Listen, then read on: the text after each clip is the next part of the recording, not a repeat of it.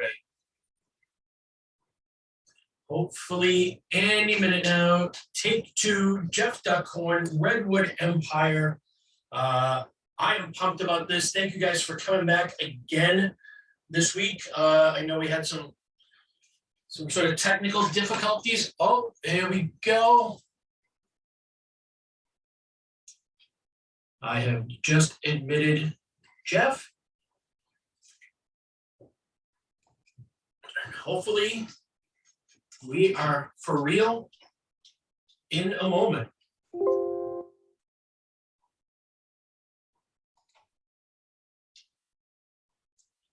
Hey! Can you hear me? I can hear you. I can hear you. I can't hear you. So let me make sure I have the right thing set up here.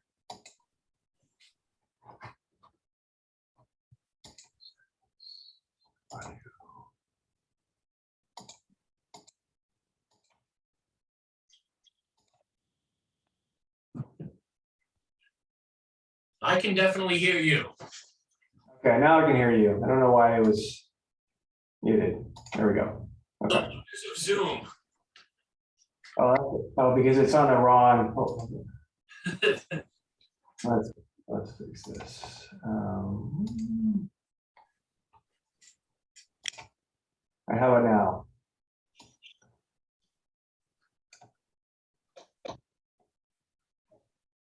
I mean, we're better than we were last week, so this is Okay, cool. Now you're on my speakers. It was on the lap. I have a laptop plugged into a dock. So okay. good. Right on. This is awesome. First of all, thank you so much for doing this. Yeah, I've been excited for this all week, all day. It's good to see you again. Yeah, great to see you, man. Wait, where are you at? You're in the back office there? Yeah, I'm in the office here. My fake little backdrop that we used to use. During COVID, we were shooting video in our redemption center because they were all shut down. Right. So it's our backdrop there, and I just kind of recycled it so you don't see the mess of the office behind me. Yeah. Cool. Love it. Cool. I don't know how much time we have, so I'll get right into things. List of questions and kind of geeky stuff, because I'm fortunate where my customers love the brand, but they love the nuts and bolts and the geeky, nerdy little details. So cool. Love it, man. Yeah, I'm good on time. I got an hour at least. So perfect. Yeah. I want to start out with the story of how you became master distiller, which I just thought was a great story, but I don't know that people know that story of how you started with Derek and how you became master distiller.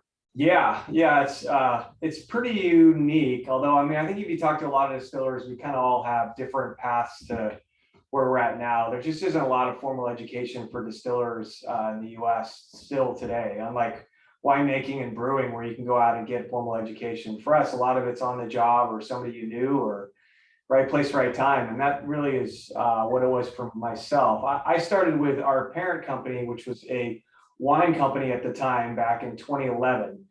And I was hired as a cost accountant, believe it or not. So nothing really to do with production, more, number crunching, Excel sheets, managing the cost of all of our wine projects, and then doing some other financial stuff, general ledger, asset management as well. So very, very much a financial, accounting role. And I'd done that for most of my professional career. I mean, I'm in my 40s now, and I was in my late 30s at the time, and it's fine. I mean, I like numbers. I've gone to school for that, but I'd always kind of wanted to do something else, and I do a lot of other stuff when I'm not working, obviously, like we all do. But I feel like I'm a maker at heart, and so I've been making stuff at home since, before, like beer, I've been doing forever at home. I lived in Idaho for 7 years, and we did a lot of home brewing there, and really fell in love with home brewing, and then just kind of branched out on different fermentations. And so love making stuff, have a big backyard, love growing stuff, love, all just getting my hands dirty. And especially when you're staring at screens and spreadsheets all day, you really need a creative outlet. And so that's kind of where mine went. And then we sold our big wine brand in 2012, a little less than a year after I'd been here, Mark West. And that kind of created this opportunity because Derek, our owner, wanted to keep going with wine, but he also was really excited to diversify and get into the world of spirits. And he's a very passionate guy. He loves gin. That's kind of his spirit of choice. He has a house in Barcelona in Spain, and he loves the way that gin, it just has all the, yeah, there you go. You got a picture of or a bottle of gin right there. So he really wanted to do a gin, and he wanted to do spirits, and he didn't know much about it. And so, but he had money from the sale of his wine brand. So he said, let's build a distillery and figure it out. And so that was kind of the company direction. And I quickly raised my hand and said, hey, I want to be involved in that, and I want to reinvent myself. And so we kind of talked about it. They're like, yeah, you can be involved in the financial side of it. And I was like, okay, that's cool. But actually, I think I can do more. And I really want to get my hands dirty. And I'm not afraid to learn and start at, ground zero. And so I just kept pushing and pushing. And it took us a little longer to get built out, planning in 12, starting to execute in 13, ordering stuff, and, 14, and fighting through permits and delays and whatnot. And so we didn't get operational until spring of 2015. And by then, the distiller that we had hired had been here over a year, and he kind of decided that maybe this wasn't the right fit for him. And so he decided to move on pretty soon after we got up and running. And that just created this incredible opportunity for me. And Derek was like, okay, well, this guy's no longer with us. We think he can step in and figure it out. And so, yeah, so that was, it was pretty sweet. I mean, sometimes things happen in life, and you get something presented to you, and you gotta take it and run with it. So that's definitely what I did. And I think it's worked out.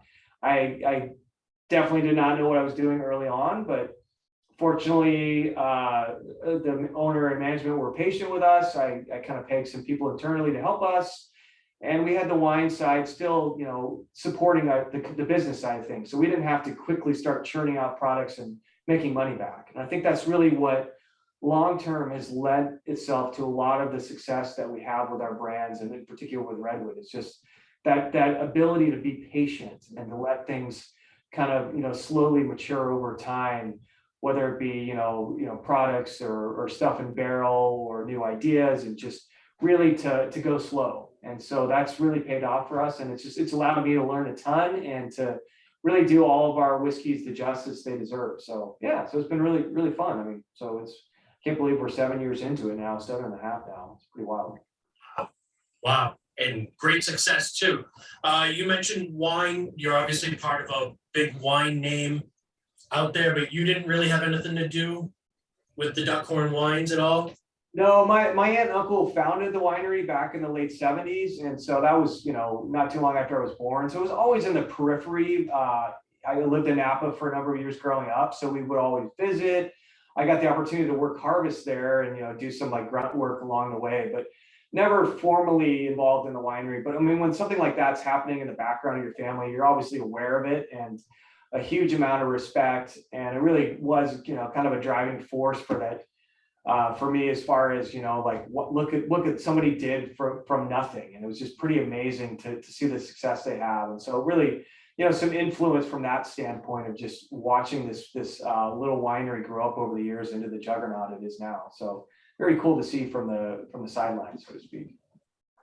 So I just read the article in Whiskey Advocate about sort of the wine relation in California, and I didn't realize that Lauren was from Patson Hall. Yeah, it's pretty wild, right? Yeah. So it's pretty fun. We go out and market together, and it's a lot of fun. So yeah, her parents founded Patson Hall, and they've since sold that off as well. So we've got a Patson and Duckhorn leading the charge in the next I don't know, evolution of spirits, or alcohol in Sonoma County and West, wine region. So it's pretty fun. Was she involved in wine at all in the family, or was her story like yours? Not really. Kind of similar story where it sold off before she was really deep into her professional career. But I mean, she much more heavily grew up with the business, her parents. So she was around it growing up for sure. But not really so much professionally involved. She's got she's got a pretty fun background too. She's chocolate making and Japanese, lived in Japan for a while and taught, foreign language. And so, yeah, again, you pick 10 distillers and you ask them what their backgrounds are, and it's pretty wild. Unless you have a legacy family, program going on, which most people don't, we all kind of have these crazy different backgrounds, whether it be in engineering or, very different fields than what we're doing now. So when I met you, was that 6 months ago, 7 months ago? One of the things that stood out was you saying you wanted to be the master blender. And that sort of set me on this sort of rabbit hole of being more fascinated with the blending. And I've got a whole bunch of questions of like looking at the mash bills, even the mash bills of the bottled and bond. Like, how do you kind of pick that mash bill? Looking at 1.5% wheat, like I'm always fascinated. Like 1 isn't enough, 2 is too much. Like, Yeah, that percentage. How do you figure out a mash bill, and how do you put the whole blend together? What's the mindset and the science there? sure. I mean, early on, again, we had really very little idea what we were doing, and I personally had a pretty big runway of what to do. And so we have this kind of cool continuous column still. This is a virtual background behind me here, but it's a 12-inch diameter, 18-foot tall continuous column. And it's really fun to run, but we didn't really know exactly what we wanted to focus on. And so we really spent the better part of 2015 just running different products through it. I mean, we ran brandy through it, but mostly whiskey. And in the whiskey world, we started with doing just single grain fermentations, like 100% corn, 100% wheat, 100% rye. We did some malted rye, we did malt barley, and just seeing kind of what those on their own tasted like coming off the still as fermented wash. And then I'm a huge fan of malt and, having this brewer background. So I'm always pushing for what other malt can we put in there and what malt's out there. And it's just a beautiful time and especially where we're at in West Coast for specialty malt. So you can get all these really fun varieties. And I just love the complexity of those ads. So pretty early on, we figured out that component of that. Ooh, malt could do this fun thing for us and really add some fun textures. And then I like the spice of rye. And so really enjoyed that. Yeah. So we just kind of started playing with these individual grains and then layering in to come up with our mash bills. And eventually we standardized, and we have kind of our 2 standard mash bills that we run the majority of the time. And so for bourbon, it's 72 corn, 18 rye, 5 barley, and then 5 wheat. I love the way that wheat plays even at 5%. Adds a really nice component to it.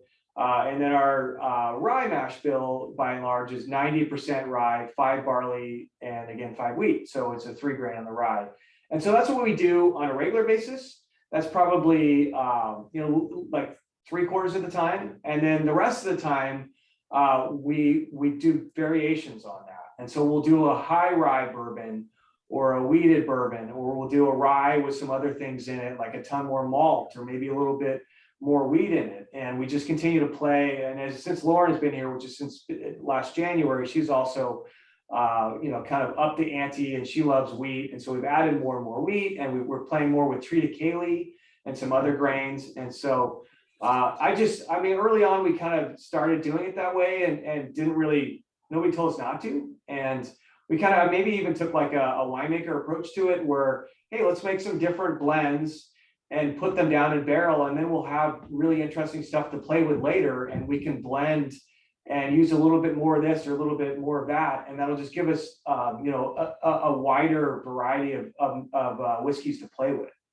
And because of, really what we do in the whiskey world, I mean, you're pretty limited on blending after the fact. You can only blend within categories. So you can only blend bourbon with bourbon or rye with rye, unless you want to, broaden that category out and call it just, a blended whiskey or American whiskey or kind of product.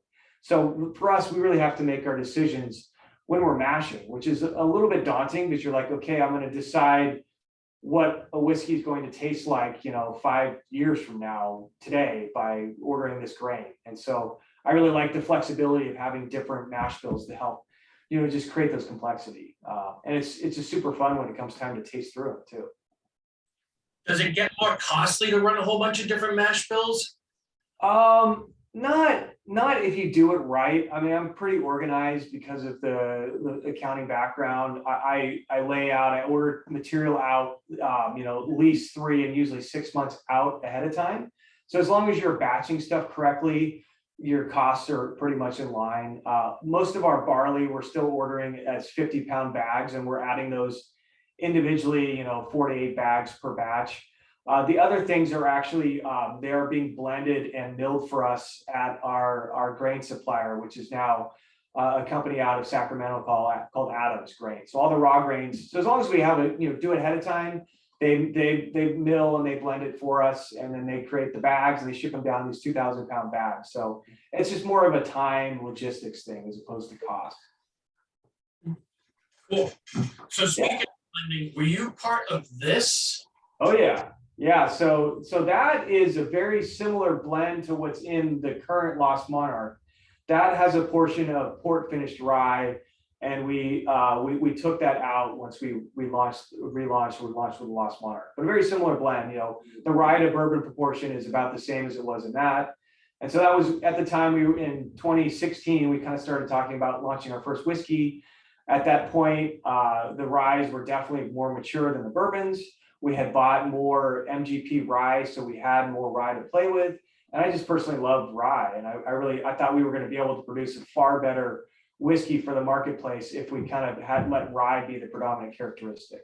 And so that's kind of where that guy came from. Now, is there any difference between batch 1 and batch 2? Of what? Of that?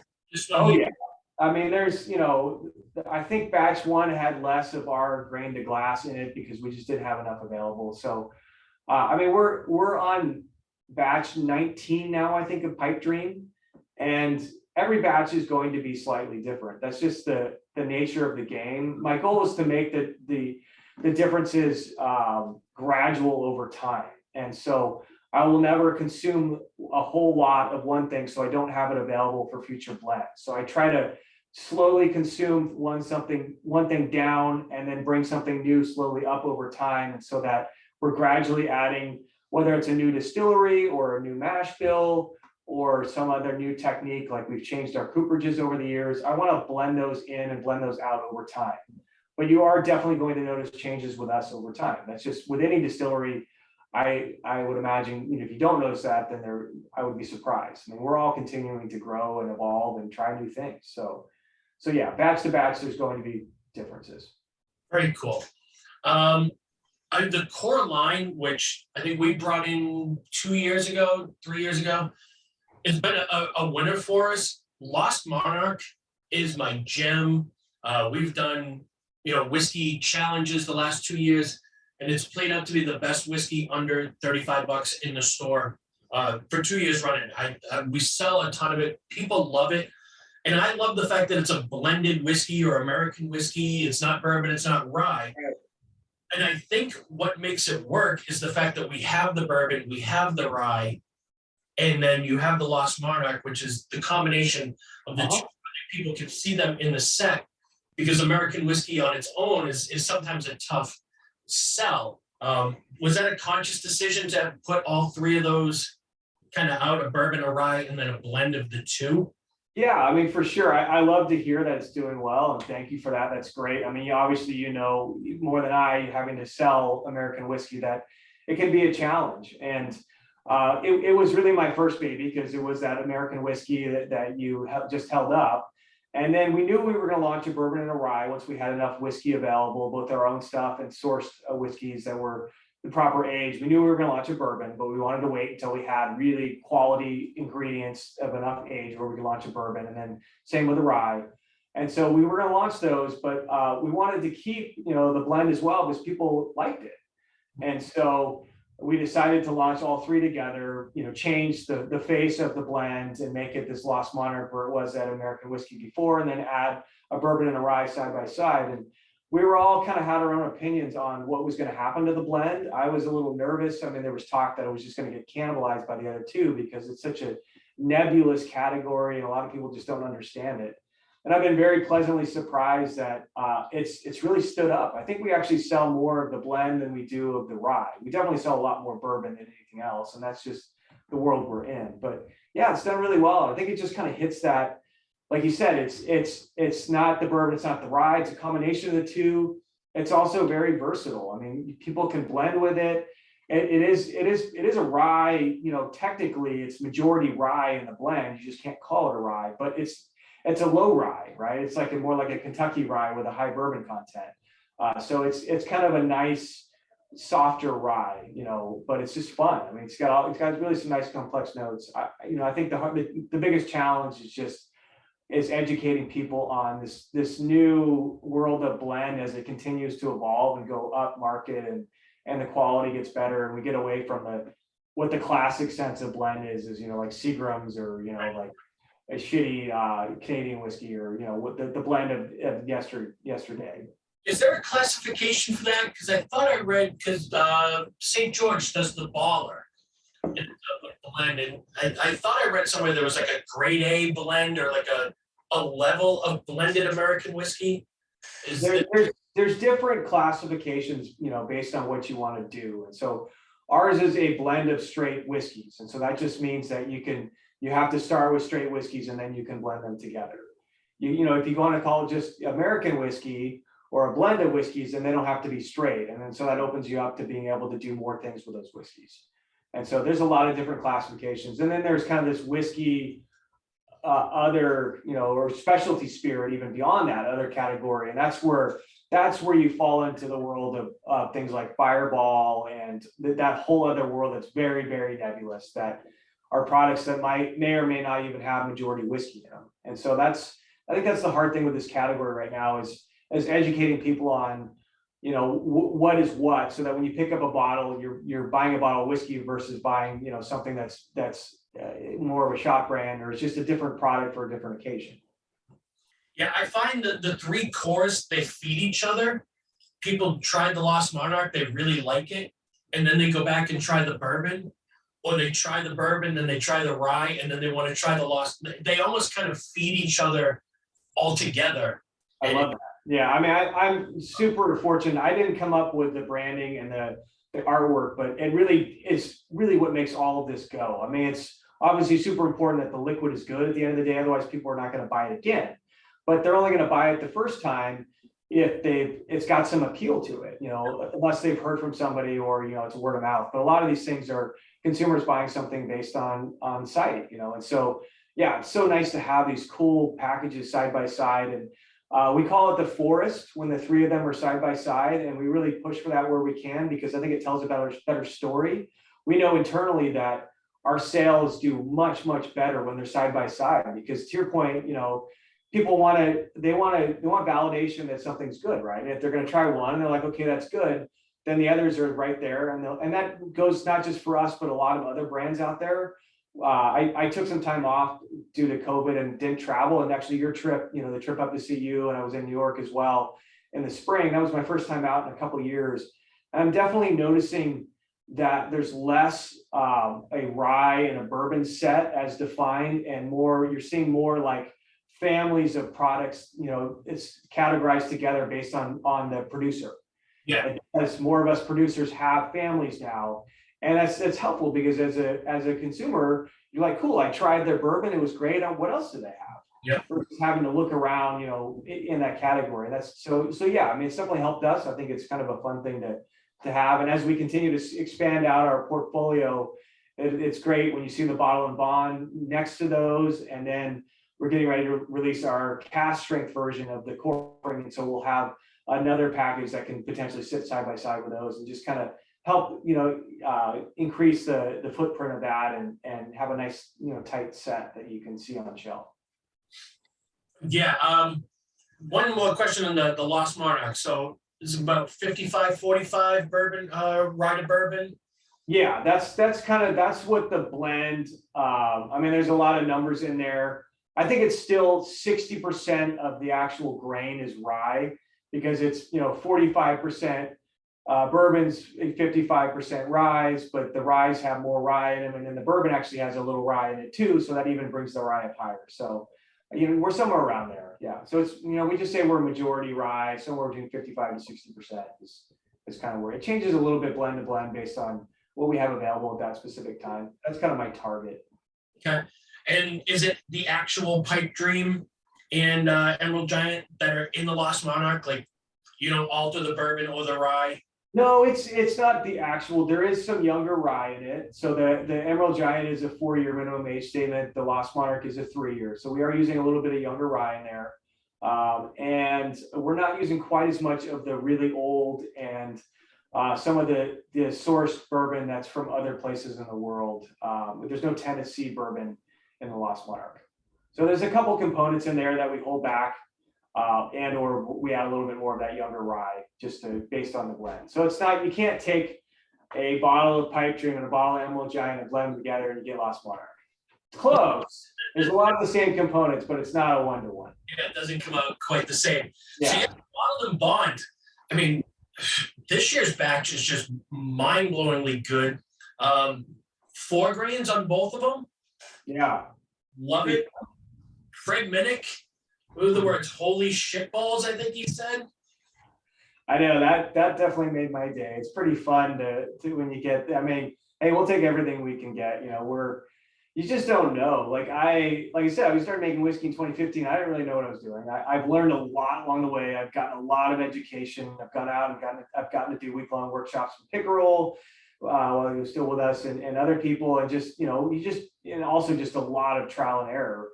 And then we started doing our blends, and it's one thing to buy whiskey from other places like Indiana and Kentucky and blend in your stuff and have this nice, fun, complex product where you have some of yours, some other stuff, and it all kind of blends and works together. And it's another thing to be like, okay, this is 100% what we did for a little window of time, and we're going to put it in a bottle, release it, and I hope you like it. So. I was pretty darn nervous when we were talking about launching batch 1. I actually pushed them to go out an additional year and move to a 5-year because we could have done a 4-year bottle and bond. And I just really wanted it to be a cut above. And we had the opportunity to wait, and they let me wait. So I'm like, let's just wait 1 more year, especially with the bourbon. Like, we're a little bit more temperate climate here. So it really was not quite ready at 4 years. And so, yeah, but it's thing you just get in a bottle and you just hope for it. And I mean, batch 1 was super exciting for us just to get it out to market, but that was whiskeys that were made in the spring of 2016. So barely a year after we'd been distilling. And so to say we knew what we were doing 100% was probably not true.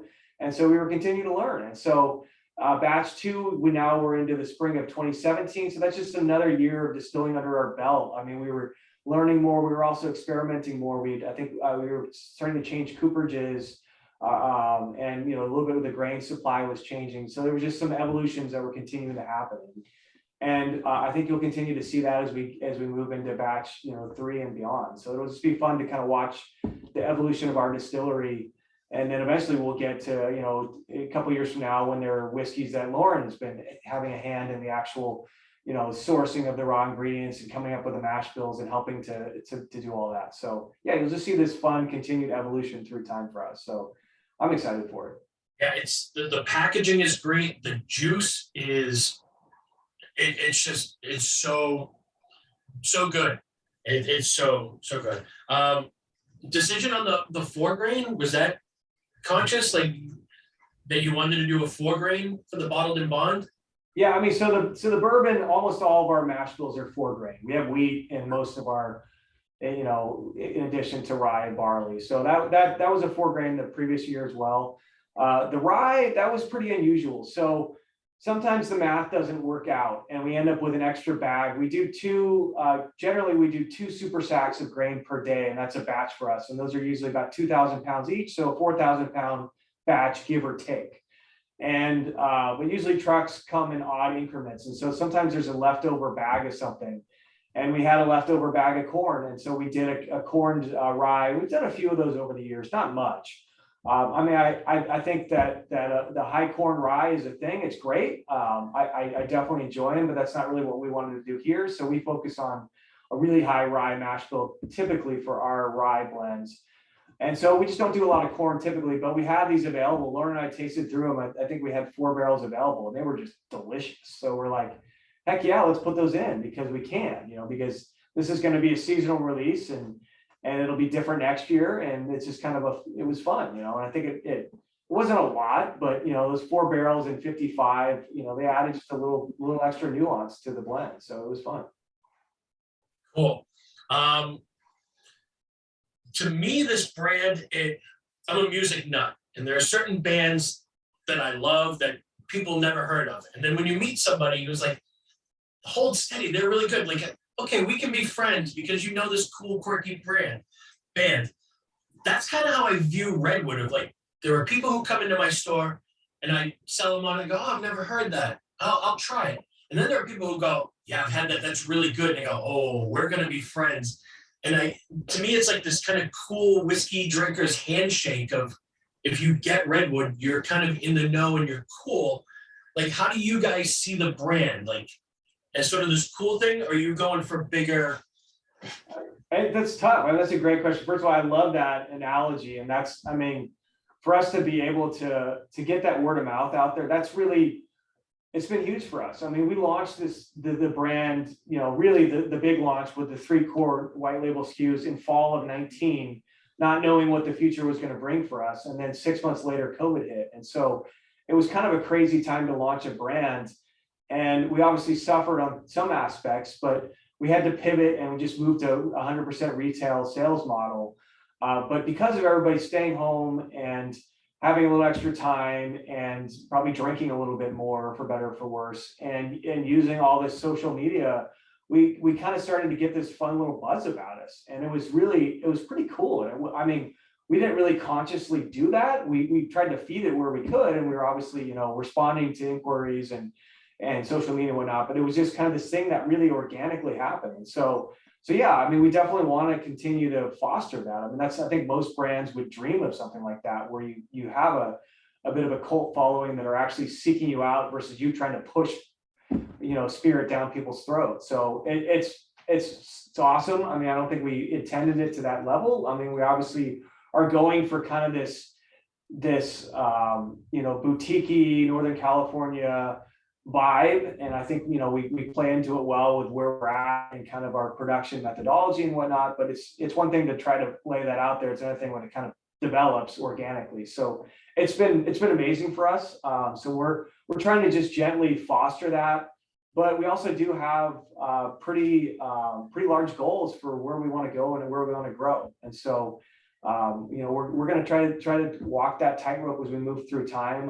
We're pretty limited with this still, pointing out behind me, our continuous column that we have currently. It'll only do about 800 to 900 barrels a year. We're going to push it a little bit more next year because we've got some additional staffing now.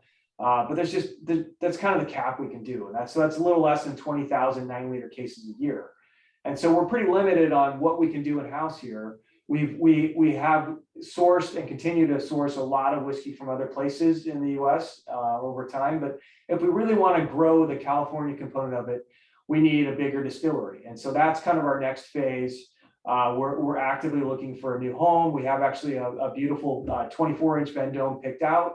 That's twice the diameter, twice the height, and really about 9 times the output. So that will really be a huge game changer for us. And so the hope is to have that up and running by early 2024. And then that's, for Lauren and myself, that's the really exciting time, because that's when we really get to start to shape the next, decade of Redwood Empire, and really California whiskey for that matter, because we'll be able to lay down, 5,000 to 7,000 barrels a year and really become a significant player. And so that's what I'm excited for. What that does to our branding, we'll see. Our goal is to be accessible, and that's something we've always strove for. Like you said, Lost Martin is, for the price point, is something that delivers, and that's hopefully something that we can always have available is different products that deliver at their respective price points, incredible value. That's just something that we go for. So, but yeah, we'll be able to do so many more cool things. I love single malt, and I'm really excited. We're going to launch a little bit of single malt next year. American style, 100% unpeated with some fun specialty malts, probably next fall. And I want to do more of that. I just wish we had more still time. And so the goal is to, once we get up and running with the bigger equipment, to probably just dedicate this thing to running single malt all the time. And then maybe we can do some more brandy and some other projects along the way. So so I'm really excited for that. And we'll see how our brand evolves with that. How much rickhouse space do you have? We have quite a bit right now here. We have about 6,500 barrels on site. We own about 15,000 barrels in total. The rest are in places, like Indiana and Kentucky still. And I like them to live there at least for a couple of years. Kentucky whiskey has to actually technically live in Kentucky for the first year. That's a Kentucky state law, which is pretty fun. They want to get some taxes out of you. And I wouldn't move it anyways. It's not like I'm going to use it. So we keep things offsite for a few years, but yeah, that's part of our build out process. We're going to need the ability to store 30 to 40,000 barrels of whiskey pretty quickly too. Like once the new still gets up and running, we'll be producing at least 5,000 barrels a year. And for the first 4 years, there's nothing happening with those barrels. They're all getting filled and put away. So yeah, that's a big part of our current discussions right now is how do we design our rick houses, floor considerations, spacing, temperature control, kind of playing through all those things. We don't get very hot here. We do get in the 90s for, a month or two here or there.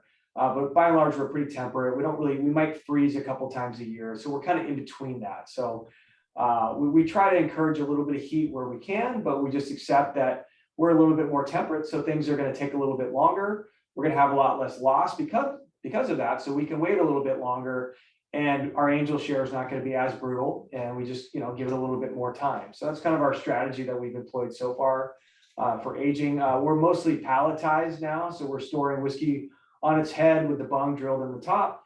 And that allows us to stack up, typically 4 pallets at a time. It makes a nice tight cube. I think it's a much safer situation for earthquakes, which we're pretty concerned about being here in Northern California. So that's kind of the way our rick house is in today's world is kind of top fill palletized. By and large, we have a lot of rack as well. With some of our other suppliers use rack to do side fill, and so we put them on racks. I was going to ask you that geeky question. Is there a difference in stand-up barrels as opposed to lay-down barrels? Does it have any effect on the aging? I don't think so. I mean, I think MGP started doing it in like 17, and so we've started putting that into blends. Early on, I thought that maybe they had a little higher loss in those barrels, but I think part of it's too was where they're storing them. They're storing them in big open metal sheds versus their traditional brick buildings. So I think that's lending more to the accelerated aging than anything else. I don't know. We've tasted a lot. I don't really get much flavor difference. I mean, if anything, if you're top fill, you're out of one of the heads pretty much right away because you fill a barrel with new make and you've lost a couple gallons into the wood right away. And so you're going to drop below that top head and really not be touching that top head going forward. Typically, the heads aren't as heavily charred because they fall apart. And so if anything, you probably have a little bit more char contact than you would on a side fill. So, I mean, scientifically, that's kind of what we talk about. I mean, in reality, we don't really I haven't really seen a whole lot of difference in the top fill versus the side fill. Interesting. They're hugely more convenient because they arrive, the empty barrels arrive on their, stacked up palletized, and we don't have to manually unload a truck, which barrels kind of suck to deal with. I mean, even an empty barrel weighs over 100 pounds. Yeah. And whiskey barrels, unlike wine barrels, are not pretty. They don't put the extra time and money into them. So they're not filed down. It's rough wood, splinters, and then metal shavings. And so they're bare to deal with. And so if we can have them come in already palletized and pull them in, fill them already palletized, put them away palletized, empty and palletized, and not have to be physically moving, rolling around barrels, it saves us a lot of time and heartache. So from that standpoint, it's much easier. That makes sense. All right, so we've done baseline, bottled and bond. Next up, the new release is going to be Cask Strength. They're coming next month. Yeah, they are in bottle. So they bottled a couple weeks ago. This is Lost Monarch. So they went with kind of a nice rich, it's really a brown. It's hard to see on the screen, but it's really like a dark chocolate brown and gold writing. And so it's an inverse of the white on color of our core offering, which I think is great. I mean, it's very distinctive. It stands out. And they're going to be all right around 117 proof. They're all going to be slightly different. The Lost Monarch, at least this first batch, is going to be 117.2. The Pipe Dream's 116.8. The Emerald Giant's a little bit lower, 116.4, but they're all right kind of in that, a little less than or a little more than 117. And that's because our blends natively are about that blended proof. So what we're doing in-house, by and large, we're laying down at about 110. That's something that we did a lot of reading early on, and I really like the way 110 works for us. It ends up being less water at the end of the day when you're proofing back to whatever your bottle proof is going to be. So we go in at 110, and we're dry to humid here, so we get a little bit of an alcohol pop. So we're usually coming out 114, 115 after 5 years. Most of the Indiana stuff, it's all entered at 120, and it almost always goes down. Usually it goes down at least a couple of proof points. Sometimes it goes down 5 and even more.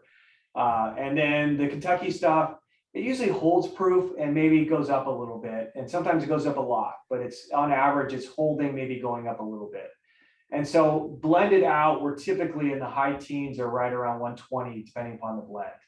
And that's kind of historically where our blends have been. Once we harvest all these barrels from the different distilleries, including ourselves, put this blend together and mix it.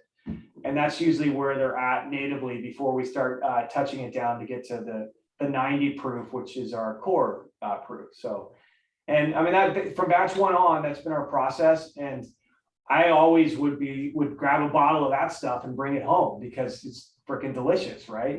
Especially being a distiller, we drink things a little hot. This is what we're used to. I mean, we drink alcohol for a living, right? So I want a little bit more proof, and you can always add water at home depending on what you're doing with it. So I would always pull a bottle. And so pretty early on, I started advocating for let's do a cask strength version of these. We have them already in tank. This is a pretty easy thing to execute.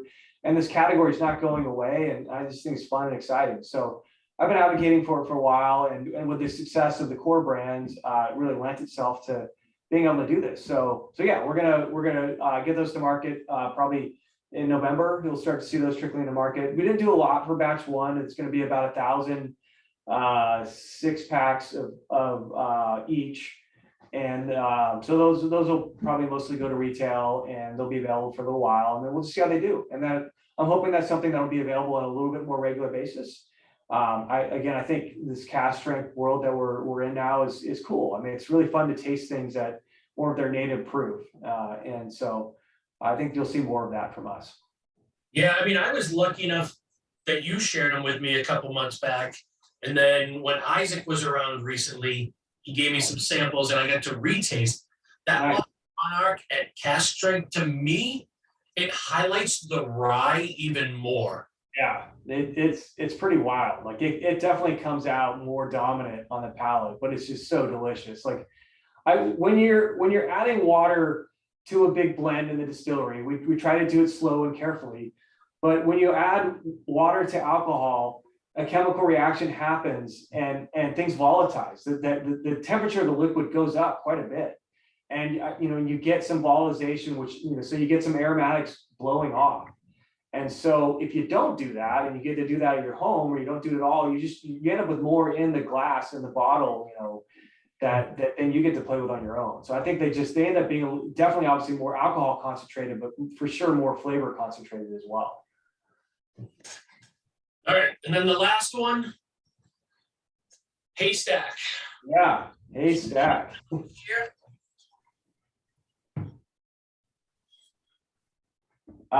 So Haystack is our barrel program. It's a very old, for the most part, single barrel, and then we do some barrel finish. So we're in a winery, so we have access to some really fun wine barrels. And so early on in our lives in the distillery, we talked our owner into going out and buying some pretty old MGP. I think it was like 8 or 9 years old at the time. And then we just said, hey, we're going to lay it down or continue to lay it down. We'll bring it here so it stays in California. We got an idea what we got and just hold on it. And so I've got to watch this beautiful bourbon continue to evolve over the years and just get better and better. And so that goes into Pipe Dream and into Lost Monarch. But we talked about doing something else with it. And so again, in 19, perfect timing, we decided to launch with the launch of the new labeling, a Cask Strength, kind of single barrel program, and under that haystack needle. And it started off as a 12-year, and then we've kind of slowly crept it up as it's gotten older. And so this is going to be the last year of it. It's super limited. And so people, I get the most questions in market about this, and we have the least of it available. And we end up having the most discussions and angry people over this tiny thing that we have.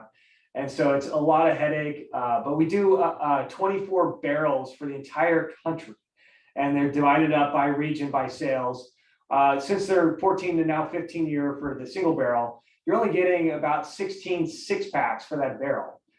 It's a third full, 2/3 empty. That's just the reality of whiskey and barrel. So there's not a lot.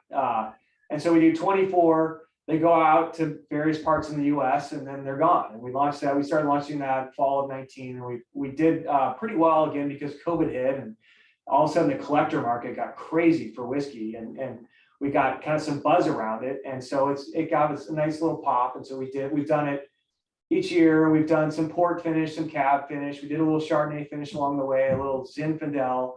We're going to do a little DTC this year and do an apple brandy finish that'll be available on our website. You can order them, and it'll go through one of the apps out there, and that'll be available. But then that's it really for that liquid. I've pulled it all out of barrel now. We have a pretty healthy dose that's in stainless, because at 14 it's really at its peak. It's not getting any better. It's getting super concentrated. And so I would rather just hold it at that peak and use that for Pipe Dream for the next several years. And so we have it in stainless steel, small portable tanks, and we gas those with nitrogen and just dose them into our blends. But my hope and our goal that we're kind of narrowing in on is to relaunch this program with a grain to glass barrel program starting next fall. So I don't know if the packaging is going to stay exactly the same. I think it probably will, but you'll start to see starting next fall haystack as a reinvention, and it'll be 100% in-house distilled in probably a 7-year to start, and both a bourbon and a rye, because we do both here. And so the goal is to start morphing it into that for the next for the future. So when we talked about this when we met, when I first opened that bottle, it was tight and it wasn't great. And then after a week or two, it was the most amazing bourbon in my collection. What is the reasoning, the science behind that? So just air needed to get into it? Yeah, I mean, this whiskey's been sitting in a barrel for a really long time, and we didn't move it much here. So they've been sitting here for like 5-6 years, just virtually untouched. And so it just didn't, we're not adding any water to these. We're not doing much to them. They're just going from barrel to bottle. And so there's just not a lot of agitation or chemical reaction happening to really excite things up. So I think it just takes some of that to really open it up. So yeah, I love opening it up, putting it in a glass, and then just like walking away for an hour, forgetting about it. Maybe even doing like just a dropper of water just to kind of just give it a little bit of an opening. And it's pretty wild how like I said, I've had the great fortune to watch this whiskey continue to age over the years. And the MGP does amazing stuff. I think that exact juice won Whiskey of the Year like several years. I think Old Scout, Smooth Ambler, I think they did a whiskey under that with that juice that got Whiskey of the Year. I mean, it's phenomenal whiskey. I mean, I hope someday that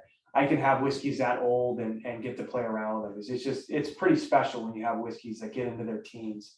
And that's part of our long-term plan, is try to hold back 10% or so of what we do every year for long-term aging. And so that'll be the goal for us. But it's pretty special. There used to be a lot more of available, as you obviously know. I mean, you used to be able to get really good stuff for not a lot, and now you can't get anything. I mean, it's insane. It's gotten really, really competitive out there in the world. But they are very special when you get to try them, those older whiskeys. So that bottle that I have, is that Scattered Peaks barrels that is being, If it's a cab finish, it would be Scattered Peaks. Yeah. which is fantastic. Yeah. So single fill French oak, beautiful, very, very expensive, oak barrels. And yeah, the cab this year was really phenomenal too. We really liked the cab this year. So, but I apologize if you don't get your hands on it, but don't feel bad. Most people don't. It's not like we do a ton of it. The hope is that we can do significantly more next year because we have more of our grain to glass, and you're just going to net a lot more per barrel. If we're talking a 7-year-old from us, it's probably going to be more like 30 to 35 6-packs versus at 16. So yeah, so the hope is that we'll start to launch more of that. It's going to be younger, but think our ball and bond plus with a couple of years more aging, and I think it'll be fun. Yeah, cool. I like the accelerating price points and offerings. It's just absolutely fantastic. I don't want to keep you too much longer. I do want to ask quickly, Benham's Gin, are you involved in that as well? Is that? Yeah, I mean, that was my first baby, right? So, we built the distillery and launched it so Derek could make gin and put his name on it. And so we spent all of 2015 playing and prototyping and tasting a ton of gin, and really wanted to do something citrus forward. We're based kind of the heart of this really fun agricultural area in Sonoma County. And we grow Meyer lemons here, and they grow very well. I actually have several trees in my backyard. And so a lot of what's in Benham's is coming from my yard. We hand zest and distill that fresh. Actually, for on the video side here, this is our gin still on the this side here on the left side. And so we vapor distill. It's 12 botanicals, each one individually distilled. So we put individual botanicals in these vapor baskets, and then pass the alcohol and vapor form through it. And then we're able to hot swap from basket to basket. So when we're running citrus, it goes in there for 8 minutes. And then after 8 minutes, it's really started to lose. It's really bright, fresh, crisp flavors, and it's starting to get a little bitter, and we don't want too much of that. So then we switch over to the next basket. So it's this really fun style of making gin where we're very precise and very flavor driven. And we do that for each of the 12 botanicals, and then we blend them in a tank and slowly proof it down over the course of a few weeks. So it's a really fun way to make gin, very unique. It allows us to add things like peppermint that are not in many gins, because it's hard to get peppermint right, and they can get really vegetal and funky if you overcook it. But we're doing that at like 6 minutes. And so, yeah, so it's a super unique, fun, bright gin. I'm hoping with on-premise opening up again, that'll be something that we'll start to see more of in market. Gin's always been more of an on-premise play. You see it more, cocktails and whatnot. It's hard for a consumer to go out and sight unseen buy a bottle of gin. It's just not. They'll buy whiskey all day long, right? And it. I mean, you're out there, you're doing it. But to get somebody to buy a bottle of gin that they don't know anything about is tough. And they're usually cheaper than whiskey, like $30. Like, what's the worst that can happen? But people are very intimidated by gin on shelf, and so it's been a bit of a struggle for us. But our goal is to really, go after it heavily on premise and get cocktail mixologists talking about it so that we can really drive some more interest to it. And then this one. Oh yeah. I'm in love with. What is the barrel that it's finished in? It's a Zinfandel barrel. So it's a year in Zinfandel. We played around early on, and that was something I just really liked a lot, versus the other. The cab was overly aggressive. The Pinot was interesting, but the Zin just had a nice spice to it. And so they're pretty old Zin barrels, so they don't have a lot of oak to offer. It's more just kind of this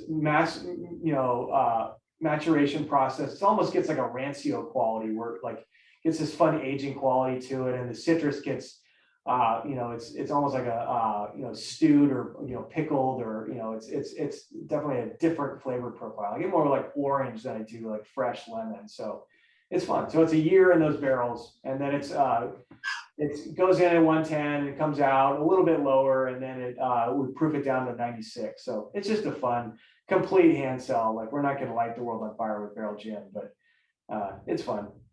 I've got some customers who love it. So I just got another case in last week. Nice. Thank you. Well, thanks for supporting that. That was a passion project for me. For like 6 months, I was playing around with it, and I couldn't get approval. And finally, I just put some in barrel, because that's just sometimes what you have to do. And I went back and I asked, like, after 6 months, I was like, hey, can we talk about that barrel gin now? They're like, well, let's give Benham's a little more time. I'm like, well, you should know that I have 5 barrels of gin full right now. They're like, what? Like, oh, we better taste that. They're like, oh, well, this is pretty good. So they're like, okay, we can do a small release. So yeah, so it's something pretty limited we do, but it's fun. I mean, we us distillers have to get to play a little bit, right? You know. Absolutely, absolutely. So yeah, what's in the future? What's coming out for products? What are you guys working on? You mentioned brandies. Is that going to be something coming to market, or are you just playing? I hope so. I mean, single malt will for sure is next. That will be the next thing we launch. You know, next fall we're talking about. We don't have a lot to offer every year. We do about a month of it, kind of split throughout the year. So we have, we have a nice healthy dose. We have some really fun different mash bills we've done over the year because we've got some, a local malt house right down the road that does these beautiful malts. We've brought in different malts from different parts of the country as well. And so, so that'll be really fun, kind of blended single malt, 100% from us, but different mash, different malts from different places in the U.S. So that's coming. And then again, with the new distillery build out, I really want to grow that more. Probably a wheated bourbon. And then outside of whiskey, I mean, we laid down a lot of brandy early on because we're a distillery and a winery, and we're like, hey, let's do some of this. And so early on, before we really got the whiskey focus, we laid down a couple years of grape brandy, and then we followed that up with a couple years of apple brandy and a little bit of pear brandy. And I think those are wonderful. So I would love to do more of that. It's just, again, it's a still time thing. So as we have this new still open up, I think you'll see more of that. When and how that enters the light of day, who knows? I mean, the goal is to have a tasting room in our new build out. So if nothing else, we'll be able to sell a lot of these fun things out of the tasting room while we kind of get some traction for them. That would definitely be cool. Yeah. I don't want to keep you. I got just one more thing to show you. Something we started doing here since the bottled and bond come in. We've kind of the bonded Monarch.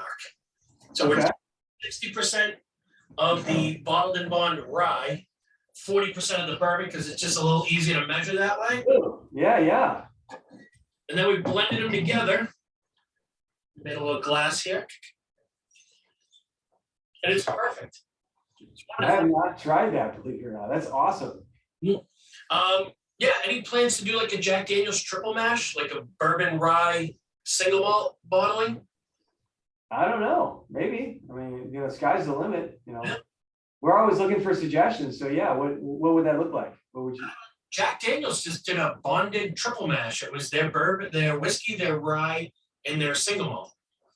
So distilled and barreled separately and then blended. So they're just calling it a triple mash whiskey. Yep. Yeah, that'd be fun. Yeah. I mean, I like we talked about with the start of this. I love the aspect of blending. I think it's kind of gotten beat down over the years, but now I think it's starting to be elevated again. You're starting to see more of that because there's just so much art to it it really takes a long time to learn. I spend more and more of my time just tasting through stuff and watching things over time. And so, I mean, to the extent that consumers will be more and more open to letting us do non-traditional things, I think it's going to be super exciting. You're going to see fun things like that. So I would love to do that. What do you look for when you're tasting through barrels? Are you looking for mouthfeel, certain flavor notes? I mean, we start with the nose. The nose is the nose is never going to steer you wrong. It might not give you the whole picture, but it's going to give you some directional picture. So pretty much right off, we can pick out. There's just some barrels that seem to be a little bit stalled versus the average, and so you can kind of isolate those out. And those are just a little bit muted for some reason. They're not working as hard. They just need some more time. And so you start with the nose, and then you just get into tasting and we try not to taste too many at once, obviously, but you're just looking for things that are exceptional. I continue to be baffled by, you can lay down, like for us, a typical lot is a week, and that's usually like 16 to 18 barrels. And you can lay those barrels down, lay that whiskey, it's all blended together in a tank. You fill 16 barrels, and technically it's the same exact wood. And then you leave it, and then 4 years later you come back and they taste radically different. And it's just crazy. Because it's the same liquid and the same wood, but there's so much variation in that barrel, those different staves, that it just creates a ton of different inflection points. So it's just fun to taste through them. And then when you get to, every once in a while, you get those honey barrels, and then like you come around the distillery here, and you'll see in the rick house, there's some that are chalked, that are just like those will probably never see the light of day because we just keep thieving out of them, and they're slowly disappearing over time. But yeah, every once in a while you just get that liquid gold in a barrel, and it's pretty amazing. So Yeah, it's gonna be fun. yeah, it's a lot of fun. All right, I will let you go. I think I've kept you for about an hour now, so. Yeah, this is perfect. Hey, I really appreciate your time, and thank you so much for continuing to support us. It was so great to go back out and market for the first time in quite a while, and see such great support of our brands. I mean, that's just, when we first started, I was out there begging people to try, please try this. I know it's from California, but just try it. And now, going back into market 2 years later and seeing this like groundswell of excitement we've had around us, and it's really all due to people like yourselves that have really taken our brand and embraced it. And, we're so thankful for that, because it's just awesome. It allows us to keep doing what we're doing, and it just makes for really exciting times. Yeah, I think for me, it's easy because, when it was brought to me, the product was good. I thought the packaging was cool. And I was all in. And then I got to meet Derek, who is, he's one of a kind. He's amazing. He was great, and I got a sense of the passion behind it, that as much as he wants to make money, obviously, is running a business, he wants to put good product in the hands of people that they can enjoy and afford.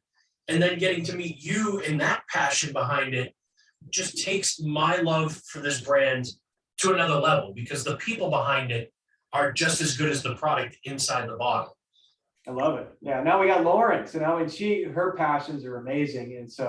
And she comes from a very small, very craft distillery. And so she continues to challenge me and provide inputs and elevate us even more. So it's super exciting. So it's fun. Man, my job does not suck. Awesome. The future looks good. Yeah. All right. I will let you go. Hey, I appreciate it. Cheers. We'll have a glass together next time I'm out there. Absolutely. Okay. Have a good evening. Bye. Bye.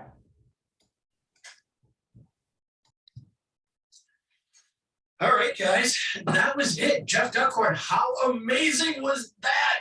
That was awesome. Thank you guys so much for watching. Sorry I didn't kind of see all the comments. I was trying to focus in over here. But yeah, that was great. Bottled and Bond is in stock. Cask Strength, you heard him say it. Not going to be a ton of it out there. We'll be limited, but I know you guys will be looking for it, so I'll try to get as much as I can for you. And then the last sort of version of Haystack coming out by the end of the year. All right, I'm going to wrap it. I'm going to go drink the rest of this. Thank you guys again for being there and watching. Thank you again to Jeff Duckhorn. Absolutely amazing. Cheers, guys.